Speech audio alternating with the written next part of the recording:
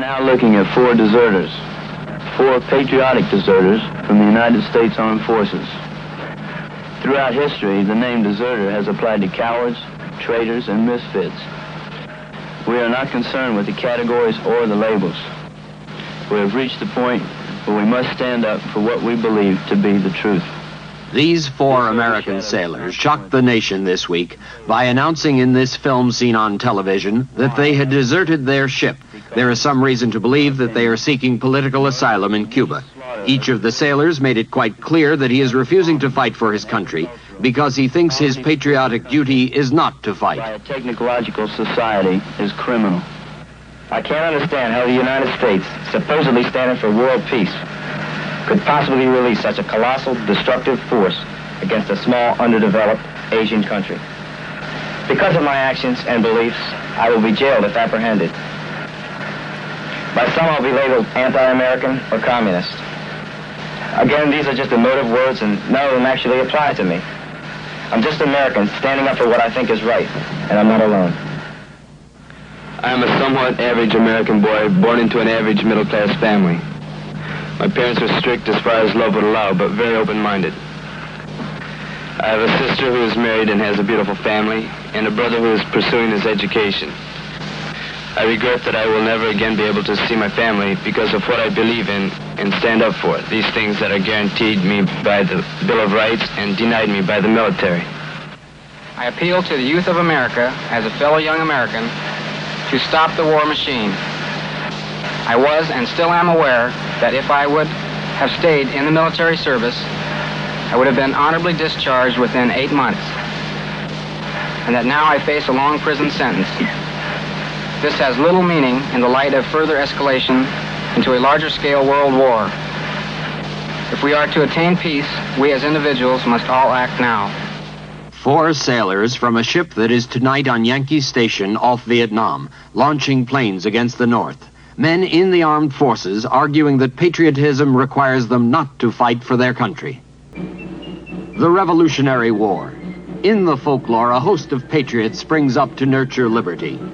Paul Revere rides at midnight to alert the Minutemen that the Redcoats are coming.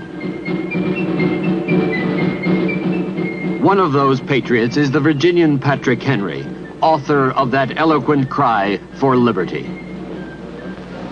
The chair recognizes Mr. Patrick Henry.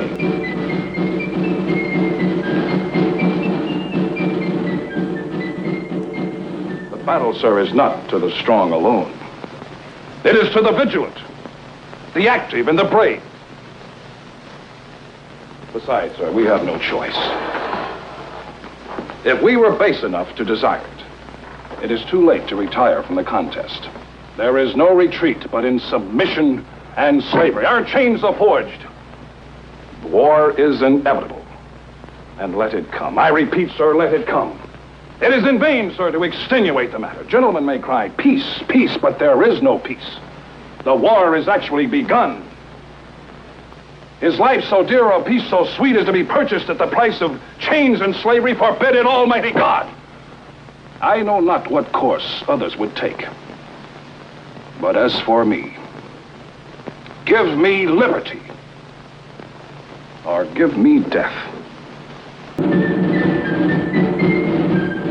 Nathan Hale, captured, is the perfect American patriot, regretting only that he has but one life.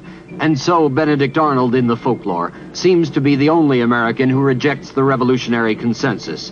Yet 1/3 of the population did support Britain. Philip Nolan, the man without a country, is fictional, but the story is part of a lesson in patriotism, a lesson that rarely spends much time on the political deserters in the War of 1812. The time saved goes to Stephen Decatur, who said, "My country, right or wrong." In the Civil War, Confederate and Yankee patriots deserted in droves. Many of the Southerners opposed secession. Many Northerners did not know why they had to fight. Yet, despite the political deserters ignored in American folklore, this famous symbol of unity in war is not deceiving. Patriotic folklore is self-fulfilling. And through 1945, most Americans did, in fact, support the nation in war. It was widely held that patriotism is fighting for your country, right or wrong. Allegiance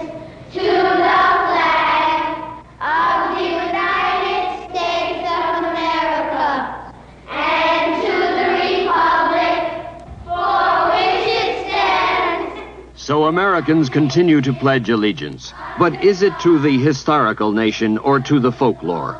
Do we pledge absolute loyalty to an unblemished nation deserving of that absolute loyalty? The answer is, it seemed that way until Korea. When that hard war ended, 21 American prisoners chose communism rather than repatriation. Americans at home were dismayed. But in a new word, brainwashing, there was consolation. Our boys had been coerced. Americans were still loyal and patriotic. Korea 1950, Vietnam today. And in Europe, hundreds of American soldiers have defected, some for political and moral reasons. At Fort Hood, 3 privates refused to go to Vietnam. They were court-martialed and jailed. Dr. Howard Levy, an Army captain, refused to train Green Berets in medical skills. He argued that Special Forces medics commit atrocities in Vietnam. He was found guilty, handcuffed, and sent to prison. And this week, the 4 from the Intrepid joined the ranks of those who choose not to obey, citing political objections and claiming to be patriots. They were not too concerned with this concept of loyalty. I think they would feel it was important to be loyal to certain principles and ideals they had. These ideals would be, for them, something they got out of America.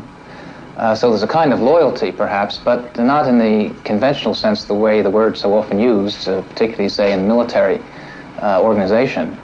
I think if you summed it up, they would say that the authority that the state represented, in the military in particular, was something to which they could not be loyal.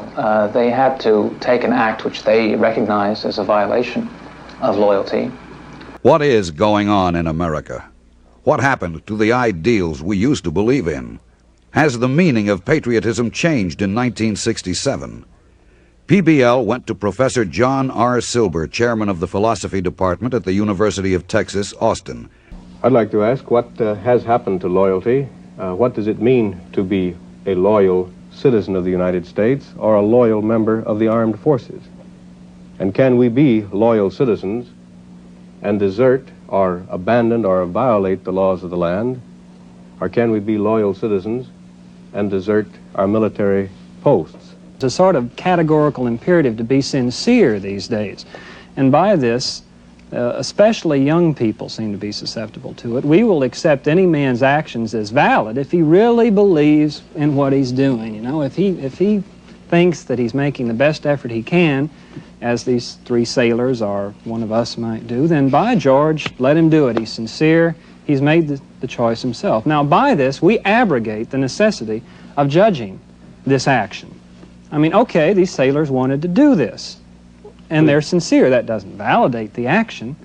It validates their sincerity and nothing more. I imagine there have been a lot of scoundrels perfectly sincere in their rascality. Yes, there's no reason to question the sincerity of Adolf Hitler. I think that if there ever was a sincere man, it was he. I would like to hear how a person who has actually served in the military forces in Vietnam reacts to this question of loyalty. I don't know quite how to put this. Just that I get scared when I start saying that what I personally think, that I put more value, more stake in that than what the government embodied, if you will, in President Johnson says this country ought to be doing in Vietnam or anywhere else. And it's not really as much my country right or wrong. It's just that 90% of what demonstrators say, what their cards read, what they say, it's just garbage. There's always been a portion of American society that felt that certain laws should be disobeyed and that they're willing to suffer the consequences of doing so. The problem here is that perhaps nationalism is beginning to break down. A great many people these days somehow feel that they owe their loyalties to something outside of any one governmental system. The atomic bomb spies defended their acts on this basis. You can argue about whether they were right or wrong, but they felt that they owed their loyalties to something that was not within the interest merely of our own government and our own society. I think that one of the major causes that the nature of patriotism is changing today is that we're getting to the limits, the outer limits of material prosperity.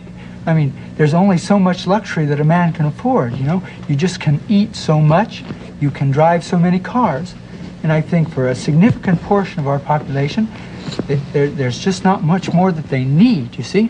And so we need a new challenge. But have our leaders provided us with something to galvanize us? Where is the new direction? We hear of the new frontier. We hear of the great society. But I ask for a really substantial sort of idea that a man can hang on to, something that really motivate him, like conquering the West, like manifest destiny, you know? Where are the galvanizing ideals of the present day? Most people, most thinking men, I imagine, at any era in history, would disavow the statement, my country, right or wrong, but the vast majority of men would agree with the statement, my country, even when it's usually wrong, because in the long run it represents right.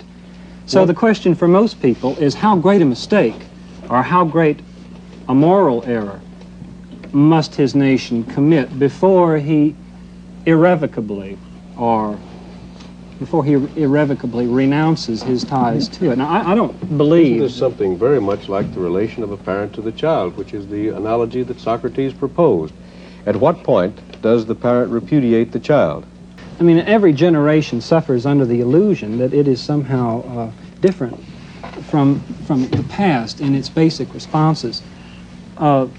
I doubt that 1% of the population, or 2 or 3%, if pressed, if they really felt the country were in danger, would reject the concept of this nationalistic patriotism.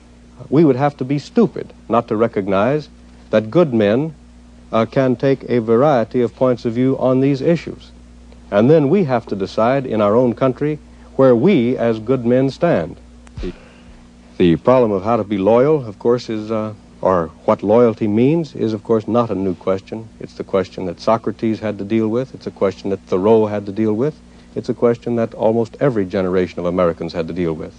It's the question that Lincoln dealt with when he refused to support the Mexican War. It's the question that Theodore Roosevelt dealt with when he decided to support the Spanish-American War.